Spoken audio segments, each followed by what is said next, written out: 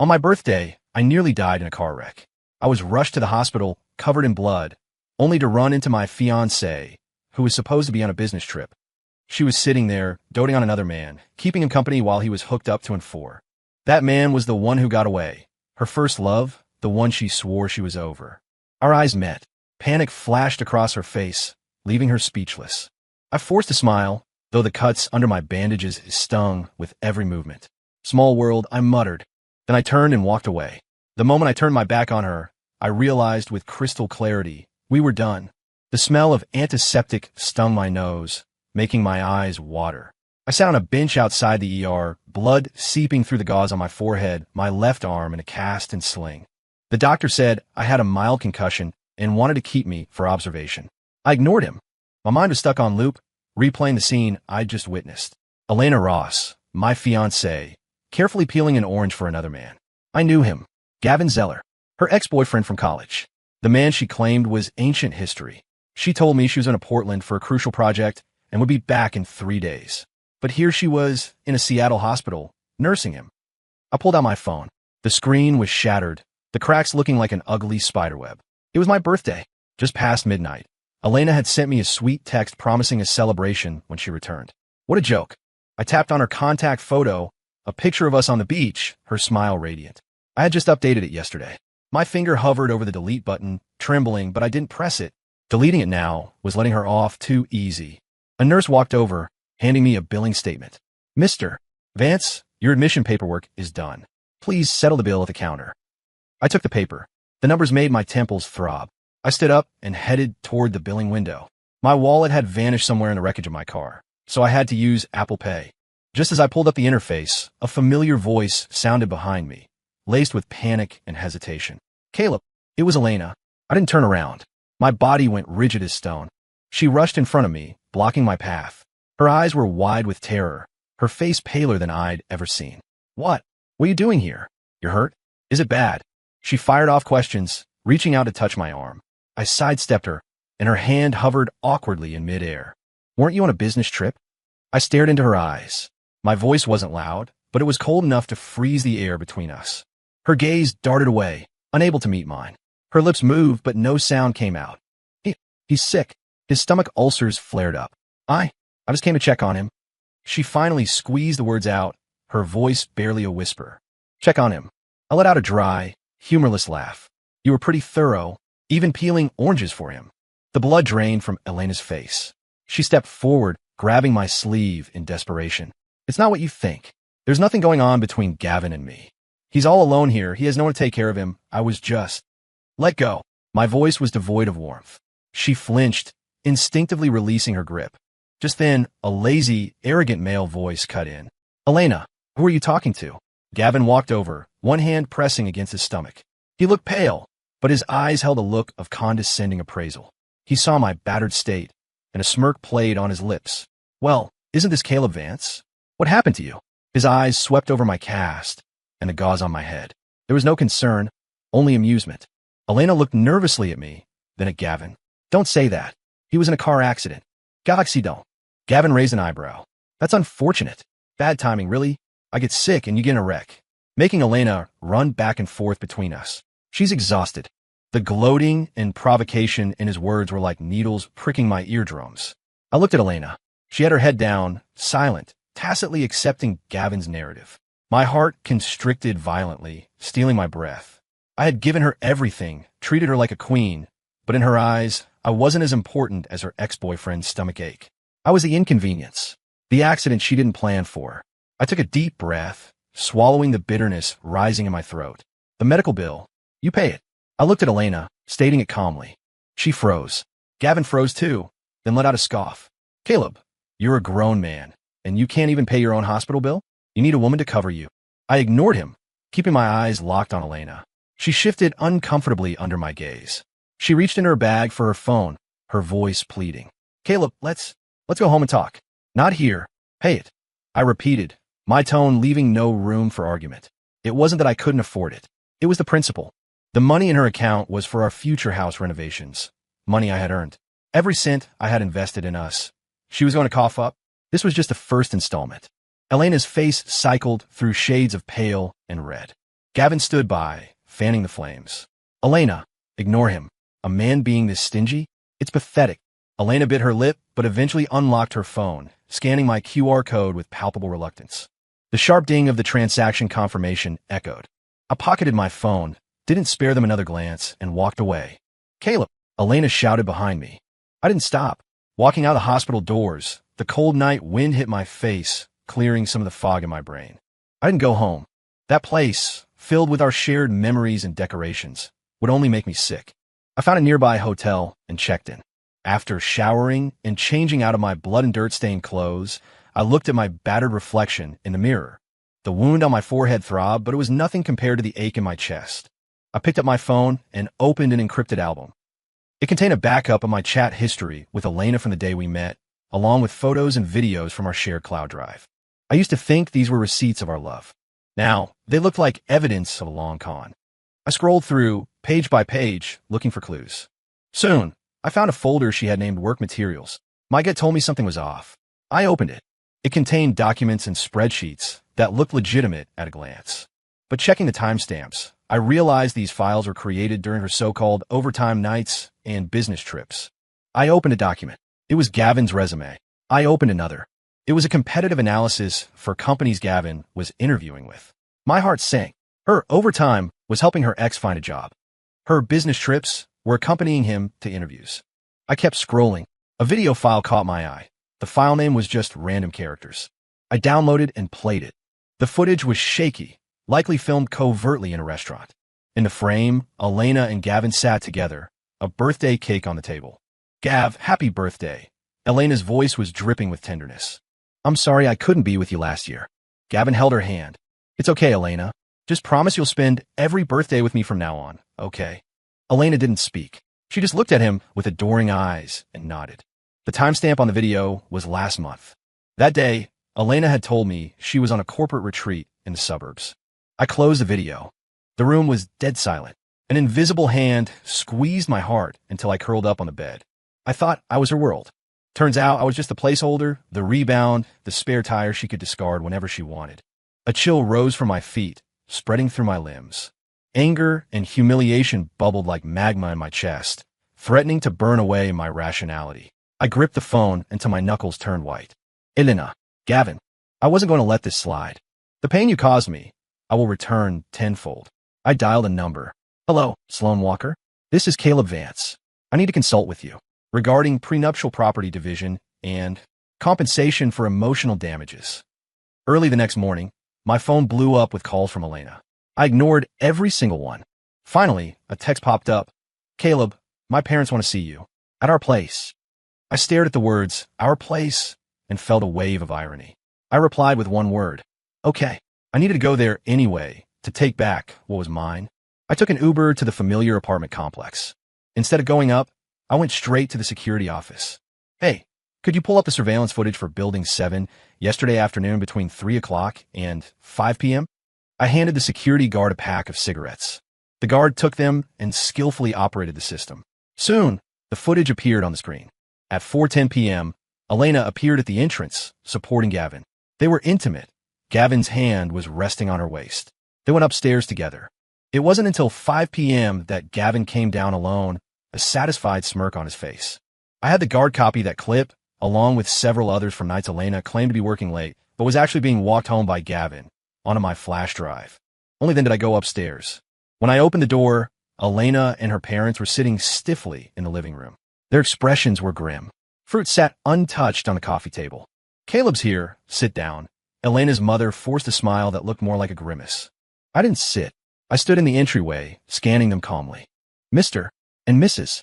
Ross, I'm here to tell you something. Elena's father, a domineering man by nature, spoke with a darkened face. Caleb, we know about the situation with Elena. She made a mistake, but what young person doesn't? You're a man. Can't you be a bit more magnanimous? Making a scene at the hospital yesterday. It was undignified.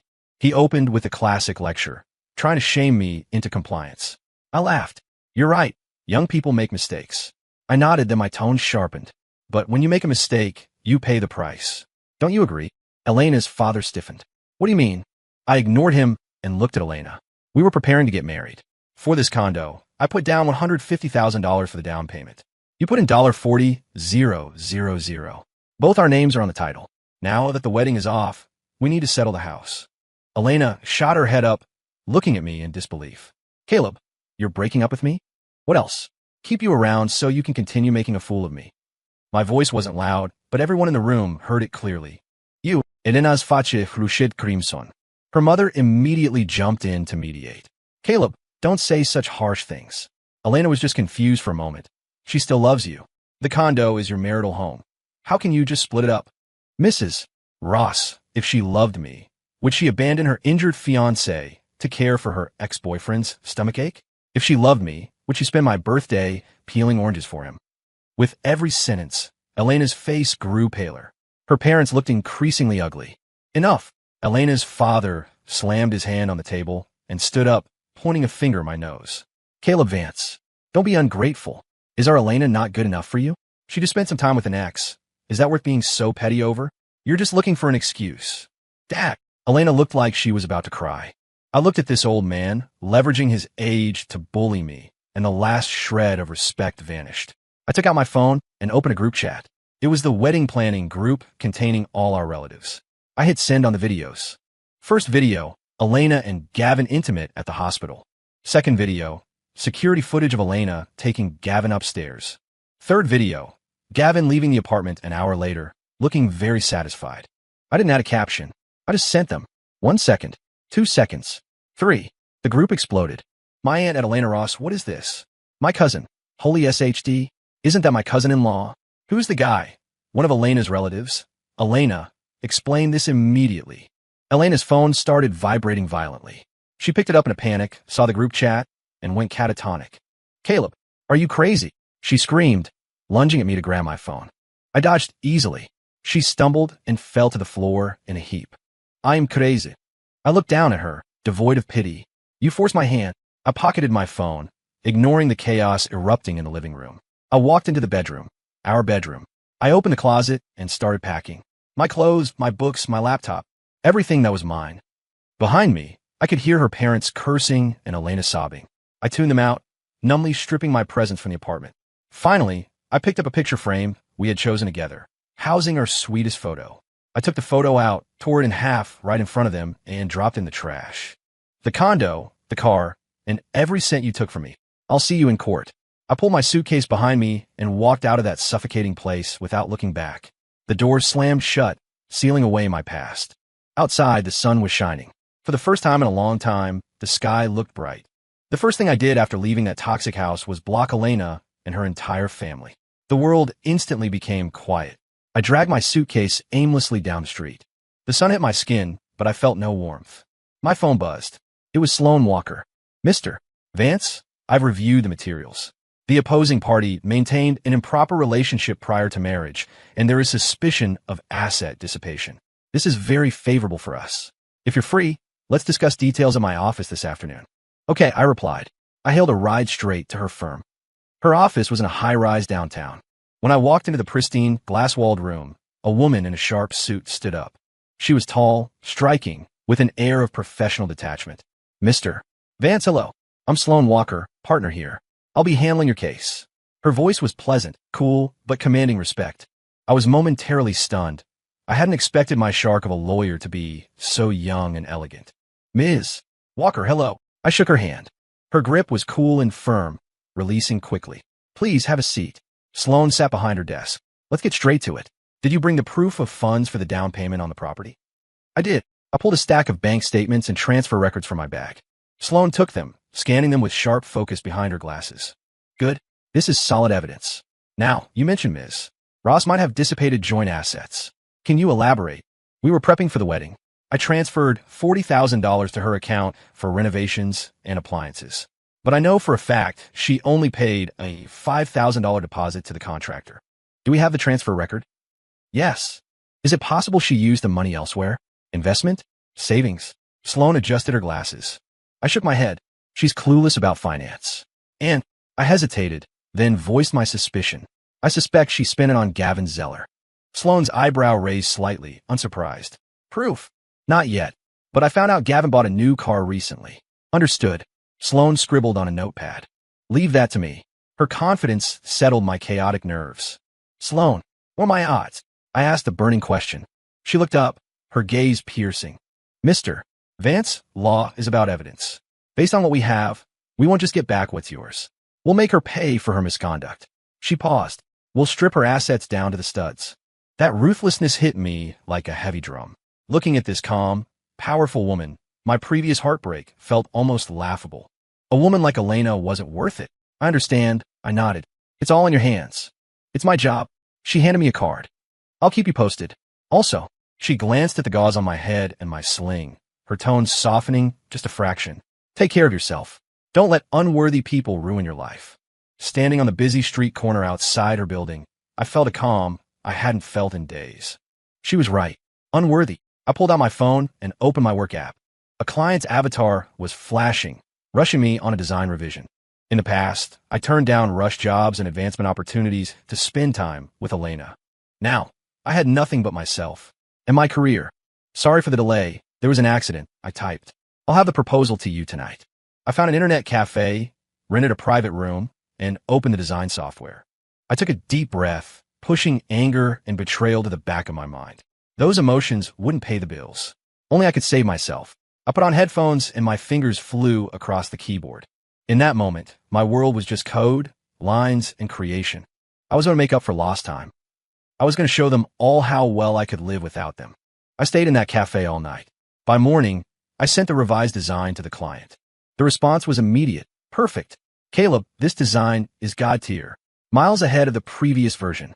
A substantial bonus hit my account moments later with a note. Consulting fee. Please accept. I looked at the notification, but didn't open it. Just doing my job, I replied. The client messaged again. Caleb, our boss saw your work and is impressed. We're launching a new project and need a design director like you. Interested in a chat? My heart skipped a beat. This client was a unicorn tech startup. Getting in as a regular designer was hard enough. A director role was a career-defining opportunity. Thank you for the recognition. I'm very interested. I replied instantly. I let out a long breath. It felt like seeing light at the end of a dark tunnel. I grabbed breakfast, then crashed at the hotel, sleeping like the dead. I woke up in the afternoon to missed calls from Sloan. I called back immediately. Mr. Vance, I tracked the lead you gave me. Sloan's voice was crisp. Of the $40,000 you transferred to Ms. Ross, $35,000 was transferred to a Mr. Zeller's account. The memo line read, loan. I knew it. My heart sank, but I wasn't surprised. And that new car under Mr. Zeller's name? The down payment was exactly $35,000. It all lined up. Elena took my renovation money to buy her ex-boyfriend a car. The irony was suffocating. Sloan, is this enough to prove dissipation of assets? Absolutely. Her tone turned icy. This isn't just dissipation. It borders on embezzlement or theft, depending on how we frame it. We could involve the police. Police. My hand tightened on the phone. I once wondered if I should leave her a shred of dignity. I realized now that was a mistake. With people like her, mercy is just cruelty to yourself. Okay, let's file a report. I'll prepare the materials. Sloan paused. Also, Ms.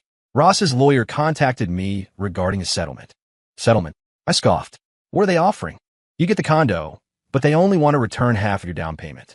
And regarding the $40,000 transfer, they claim it was a gift and refuse to return it. The audacity. They wanted to steal from me and then countersue. Tell them impossible. I said firmly, the house, the money, I want every penny. And tell Elena I've reported the misappropriation of funds to the police. Tell her to wait for the subpoena. Silence on the other end, then a soft chuckle from Sloan. Understood. I'll relay that verbatim. Hanging up, I felt a weight lift. Leave the legal war to the professionals. I had my own war to fight. I opened my laptop and started prepping for my interview. I wasn't just going to win back my money. I was going to win back my life. The interview was set for 3 days later. I locked myself in the hotel room, curating my portfolio and building a comprehensive visual strategy for the company's new project. I even bought a tailored suit. Standing under the imposing glass tower of the tech giant, I inhaled deeply. This was the first battle of my rebirth. Failure wasn't an option. The interview went smoother than I dared hope.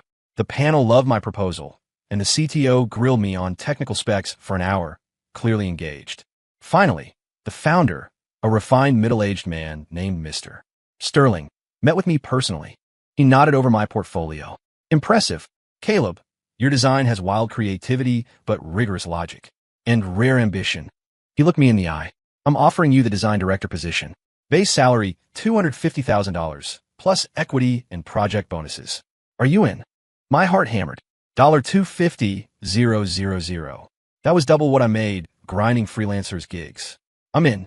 I nodded, suppressing the urge to shout. Walking out, I felt like I was walking on clouds. I did it. I pulled out my phone to share the news, only to realize there was no one in my contacts I could call. My thumb hovered over Sloane's name. I hesitated, then dialed. Sloane, sorry to bother you. Just wanted to say, I got the job. Her voice sounded amused.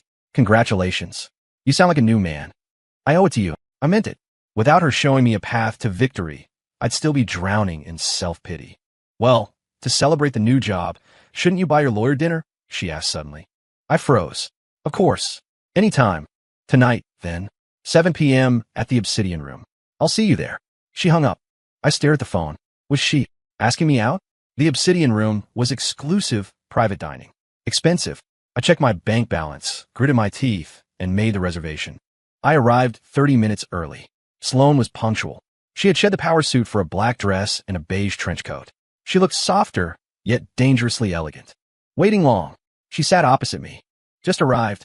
I handed her the menu, feeling a bit awkward. She didn't take it. You order. I'm easy. We talked for hours. Design law life. She wasn't as cold as she seemed professionally. She was well-read, funny, and cracked dry jokes. I felt relaxed. By the way, update on your case, she said as we finished. My stomach tightened. Elena panicked after learning about the police report. Her lawyer called today. Total 180-degree turn. They accept all terms. All terms. Yes.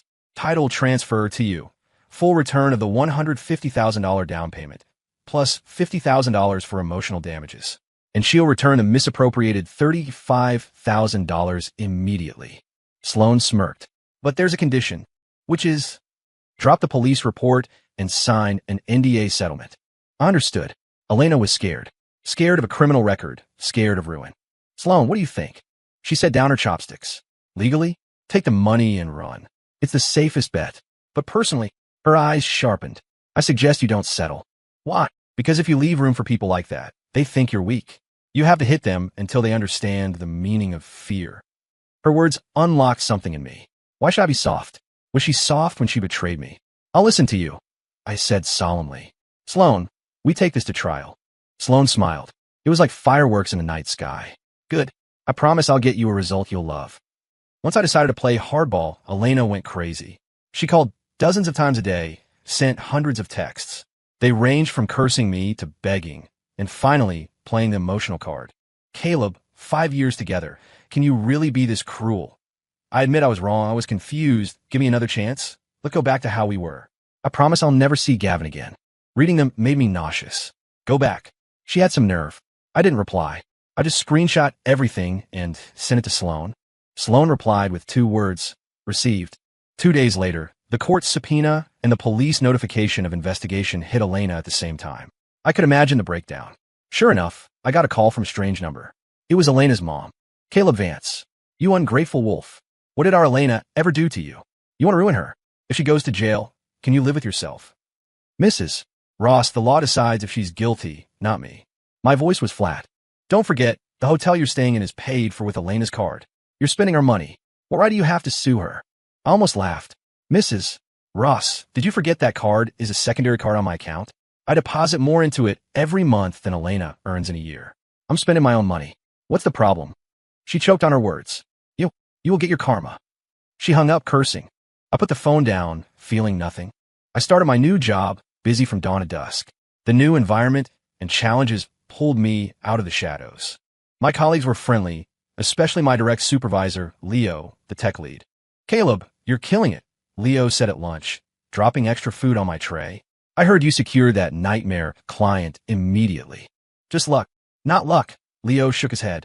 Your designs are legit. By the way, the company is attending the industry summit next week. Mr. Sterling wants you there. Great networking. Will do.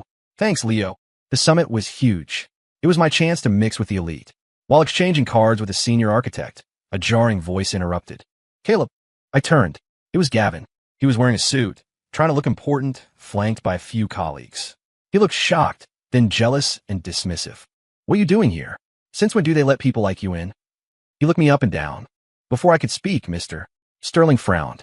And this is our new design director, Caleb Vance. Sterling introduced me coolly, then looked at Gavin. And you are? Gavin's face transformed. Design director? That meant a salary he could only dream of. His expression shifted from jealousy to disbelief, then fear. His company was a downstream vendor for us. One word from me could end his career. Oh, Director Vance. A pleasure. Gavin put on a sycophantic smile, extending his hand. Misunderstanding. Totally a misunderstanding. I looked at his fake face and didn't raise my hand. Do we know each other? I asked indifferently. Gavin's hand froze in midair, his face turning the color of liver. His colleague stared at him. No. No, we don't. He retracted his hand, humiliated. I turned my back on him. I could feel his hateful glare burning into my back. I didn't care. This was just the start. Gavin, Elena. You owe me, and I'm collecting. After the summit, my life found its rhythm. The work was intense, but rewarding. I led the team to secure several major contracts, and Mr. Sterling began discussing equity options with me. Meanwhile, my contact with Sloan became frequent. We weren't just attorney and client anymore. She would pass by my office with homemade lunch. I would bring her coffee during her late nights. The air between us was thick with unsaid things. One day after a project meeting, she called. Busy, Mr. Vance? Her voice held a smile. For Sloan Walker, never. I leaned back, smiling. Smooth talker. There's a gala tonight. A client is hosting. Come with me. A gala. I need a +1. She said it like it was obvious. Any perks for being your +1? I teased. Silence, then a low laugh. The perk is, you can hold my hand in public. My heart fired. She knew exactly how to get me. Deal. The gala was at a 5-star hotel. I picked her up. She wore a backless burgundy gown, her hair up, exposing an elegant neck. With red lips and eyes that sparkled, she was breathtaking. Don't recognize me? She buckled in, winking. You look incredible. She smiled, leaning over to fix my tie. Her fingers were cool, smelling of perfume, brushing my neck and sending electricity down my spine. Your tie is crooked, she whispered, her warm breath hitting my ear. I flushed. At the gala, Sloan held my arm tight. We were the center of attention. She was born for the spotlight, confident, elegant. And I, as the man beside her, received looks of envy. It was a new feeling. Ms. Walker, and this is... The host, a portly man, approached us, eyeing me. My boyfriend, Caleb. Sloan introduced me, squeezing my arm. My heart slammed against my ribs. She claimed me? Mr. Vance, a pleasure. The man shook my hand enthusiastically. I floated through the rest of the night. Sloan acted like a partner in every sense, introducing me to everyone. Halfway through, we stepped onto the terrace for air. Back there. Thanks, I said. For what? She leaned against the railing, the wind catching her hair. For agreeing to be my girlfriend. Sloan turned, her eyes bright in the darkness. I didn't agree to that. She smirked mischievously. I said you're my boyfriend. Whether I'm your girlfriend depends on your performance. I laughed. I stepped forward, boxing her in against the railing. And how am I doing so far? My voice dropped an octave. We were close enough to share breath. Sloan didn't back down. She looked up, eyes filled with challenge and anticipation. I couldn't wait anymore. I kissed her. Her lips were softer than I imagined, tasting of red wine. It started tentative and turned deep and hungry. When we broke apart, we were both breathless. Performance. Acceptable, she whispered, voice husky. For now, I'll keep you.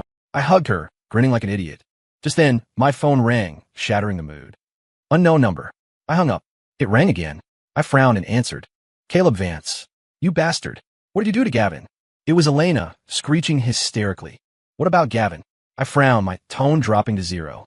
He was fired. You did this, didn't you? You petty little man. You see us trying to be happy, and you get jealous.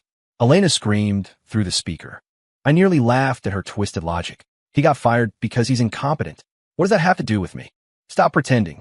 If you hadn't humiliated him at that summit, would his boss have targeted him? Caleb, I was blind to ever date a man with such a small heart.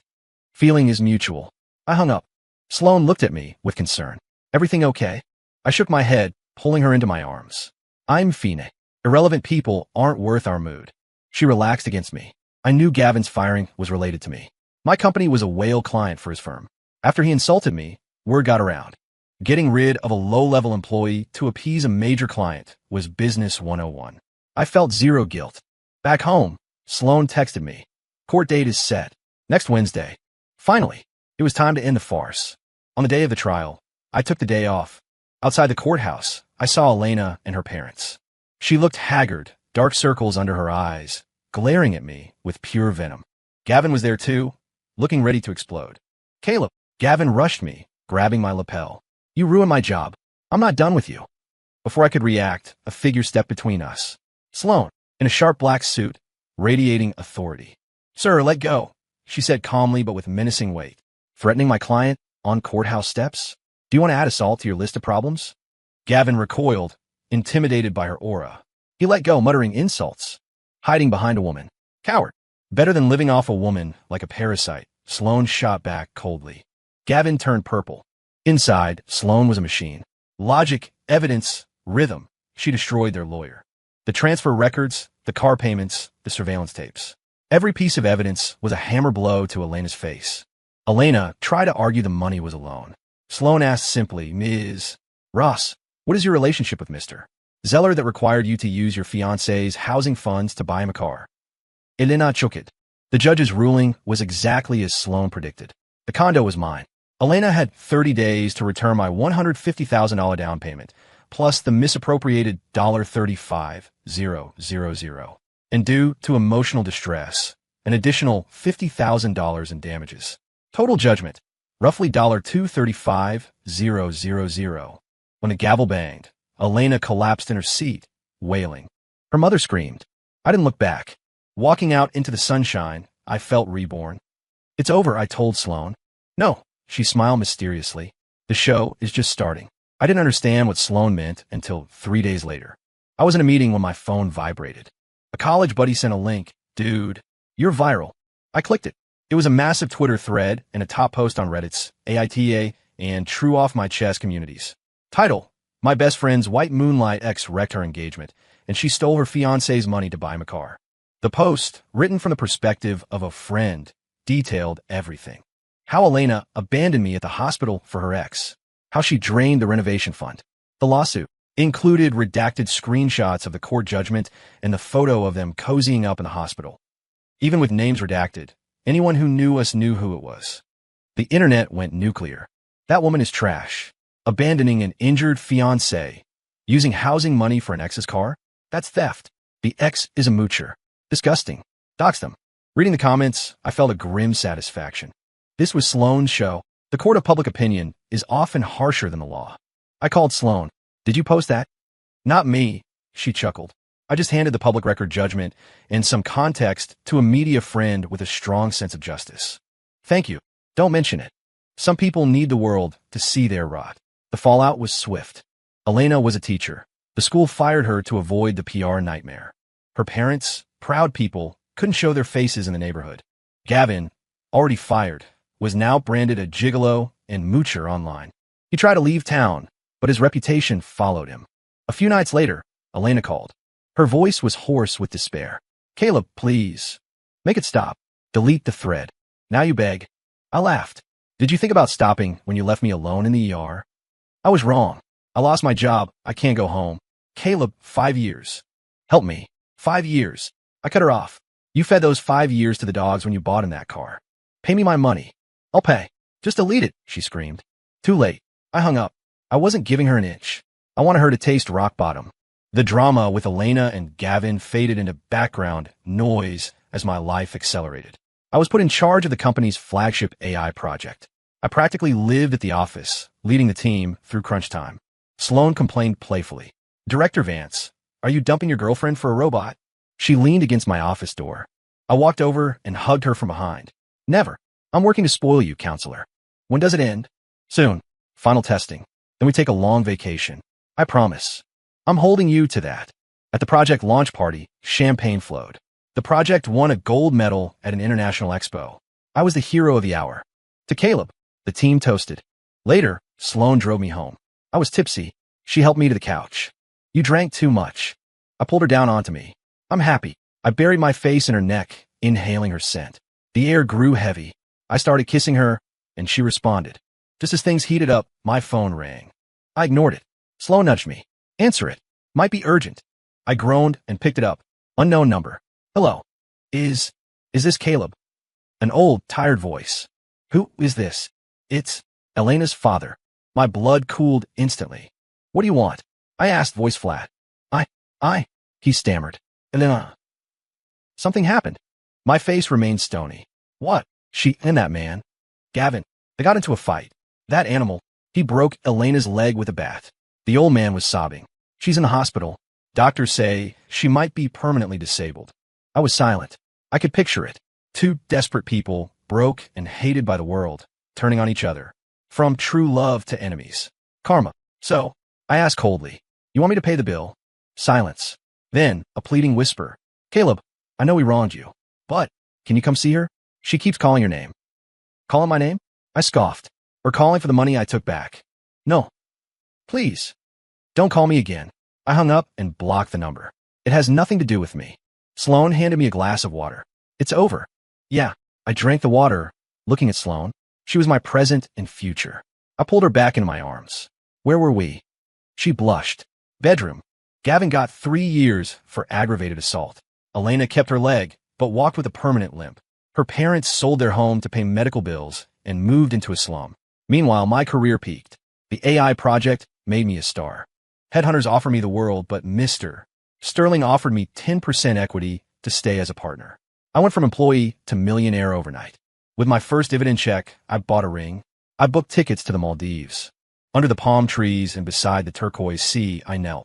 Sloan, I thought my world had collapsed, but you were the light that guided me out. You saved me. I want to spend the rest of my life loving you. Will you marry me? Tears filled her eyes. She extended her hand. Yes. The wedding was grand. Everyone was there, Mr. Sterling, Leo, my team. Watching Sloan walk down the aisle in white, I felt like I was dreaming. We exchanged rings, and I saw my parents smiling in the front row. I had finally made them proud. Married life was bliss. Sloan, the shark in the courtroom, was soft at home. We moved into a villa with a pool. I hired staff so she wouldn't lift a finger. You're spoiling me useless, she'd joke, curling into my arms. That's the plan, I'd reply. One day, shopping a luxury mall, we walked into a high-end boutique. And there she was, Elena. She was wearing a sales clerk uniform, limping slightly as she showed a bag to a wealthy woman. She looked aged, her makeup heavy to hide the exhaustion. She saw us. She saw Sloan, glowing and draped in luxury, and a massive diamond on her finger. Elena's eyes dimmed with a mix of jealousy, regret, and shame. The customer shoved Elena. What are you staring at? Wrap this up. Yes, ma'am. Elena bowed humbly, scurrying away without daring to look at us again. Walking out, Sloan squeezed my hand. Does it hurt? I shook my head and smiled. No, it's just pathetic. We were strangers now. Let's go home, wife, I said. Let's go. A year later, Sloan was pregnant. I became a nervous wreck, handling all the cooking and care. When a nurse handed me our wrinkled little son, Austin, I wept. I had a home, a wife who loved me, a son. My life was full. Holding Austin, seeing him sleep, I felt a profound peace. Sloan rested her head on my shoulder. What are you thinking? Thinking about how lucky I am. I kissed her forehead. Occasionally, late at night, I'd remember Elena. Not with hate, but with detachment. Rumor had it she bounced between menial jobs, her bad leg, a permanent reminder of her choice. Her life became a joke the moment she betrayed me. Gavin vanished after prison. They were just stumbling blocks. I tripped, fell hard, but got up stronger. I looked at my son and my wife. My life had turned a new page. The title of this chapter was Happiness. The sun poured through the floor-to-ceiling windows, covering the three of us in warmth. Story complete.